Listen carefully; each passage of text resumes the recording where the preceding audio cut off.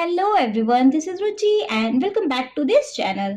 आज इस वीडियो में हम देखेंगे अपना क्वेश्चन नंबर 7 एक्सरसाइज 6.2 का। सो बिना टाइम वेस्ट कर अपना क्वेश्चन नंबर 7 रीड करेंगे। So the question number 7 is using theorem 6.1। Theorem 6.1 का यूज करके हमें क्या ही प्रूव करना है? Prove that a line drawn through the midpoint of one side of a triangle parallel to another side bisect the third side. Recall that you have proved it in a class 9th वगैरह वगैरह। Simply आप सुनो, एक हमारा ये क्या है? Triangle है, ठीक है जी। इस ट्रायंगल के मिड पॉइंट से एक लाइन पास हो रही है और वो लाइन किसी दूसरी लाइन को, ट्रायंगल की को बाइसेक्ट कर रही है। क्लियर है? ठीक है। और वो लाइन पैरेलल है हमारी अनदर लाइन के। वापस समझाओ, देखो ये एक हमारा ट्रायंगल है, ट्रायंगल की कोई भी साइड की एक पॉइंट पे से, मतलब एक ये हमारा ट्रायंगल है और एक ट्रायंगल के ये वाली, लेट सपोज ये वाली साइड ले लेते हैं, इस साइड के मिड पॉइंट से एक हमारी लाइन पास हुई, ठीक है। ये फर्स्ट लाइन मान लो, ये सेकंड लाइन मान लो, ये थर्ड लाइन मान लो, है ना। तो ये जो लाइन पास हुई वो सेकंड लाइन के तो पैरेलल है, हाँ जी बिल्कुल पैरेलल है ना। और वो थर्ड लाइन को बाइसेक्ट कर रही है, ठीक है। ये चीज समझ में आ गई? अच्छा, बाइसेक्ट करने का मतलब क्या होता है कि इसको इक्वली पार्ट में डिवाइड कर रही है, ठीक है।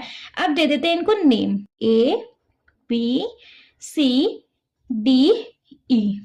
बाइसेक्ट कर रही है तो बेसिकली आपको क्या प्रूव करना है? बाइसेक्ट करने का मतलब ये दोनों, ये जो लाइन है इक्वली डिवाइड हो गई, तो हमें ये चीज प्रूव करनी है कि ए ई हमारे इक्वल है हमारे ई सी के, ठीक है।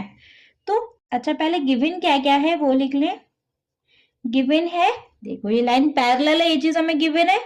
डीएफ पैरेलल है हमारे बीसी के, अरे डीएफ पैरेलल है हमारे बीसी के, ये चीज हमें गिवन है। प्रूफ क्या करना है? प्रूफ करना है कि हमारा ए ई इक्वल है हमारे ई सी के, या फिर और ई बाइसेक्ट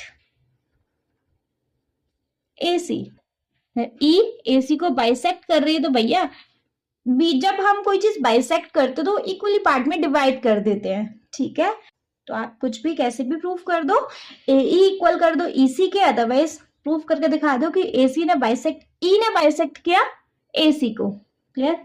कैसे कर सकते हैं? देखो, देखिए जी, हमें थ्योरम 6.1 का यूज करना। 6.1 के थ्रू हम कह सकते हैं अगर हमारी डीई पैरेलल है बीसी के, तो भैया देखो A D upon D B equal होगा हमारे ए ई अपॉन ई सी के, है ना। In triangle A B C, triangle में if A D, sorry, if D E parallel है हमारे ई सी के, then we can say that A D upon D B equal होगा हमारे ए ई अपॉन बी सी के, है ना ये चीज, ठीक है। अच्छा, ये चीज कर दी। एंड देखो हमें क्वेश्चन में एक चीज और दी हुई है कि डी जो है हमारे इस लाइन का मिड पॉइंट है, ए बी का मिड पॉइंट क्या है? डी। तो मिड पॉइंट है मतलब बिल्कुल बीच बीच में पॉइंट है, तो हम कह सकते हैं कि ए डी हमारे इक्वल है हमारे डी बी के, है ना। एंड गिवन है कि D is the midpoint, D is the midpoint of A B. इस ए बी का डी मिड पॉइंट ही तो है, तो ये ऑलरेडी हमें गिवन है कि ए डी इक्वल है हमारे, ए डी इक्वल है हमारे डी बी के, है ना। या फिर आप इसे ऐसे भी लिख सकते हो कि A D upon D B equals to 1। इधर कुछ नहीं है, इसको इस साइड ले तो इधर 1 रह गया, है ना। इसको नेम दे दो इक्वेशन 1, इसको नेम दे दो इक्वेशन 2। अब दोनों इक्वेशंस को ध्यान से देखो तो हमें यहां से कॉमन क्या मिला? A D upon D B, है ना। तो फ्रॉम इक्वेशन 1 एंड 2 हम कह सकते हैं कि A E upon B C equals to 1। भैया जो चीज बची वही तो नोट कर लेंगे, है ना। या फिर इसको इधर भेज दो तो A E equals to B C, देखो हमें यही चीज प्रूफ करना था, A equals to B C. बच्चे सॉरी ईसी है ना, ए ई अपॉन ई सी, सॉरी ई सी, है ना। यही चीज हमें प्रूफ करना था और यही चीज हम क्या कर दिए, प्रूव्ड। समझ में आया? देखो मैं आपको ऐसे समझाती हूँ जैसे मैं किसी छोटे बच्चे को समझा रही हूँ। तो आई होप मेरी मेहनत थोड़ी बहुत रंग ला रही होगी, आप लोगों को अच्छे से समझ आ रहा होगा।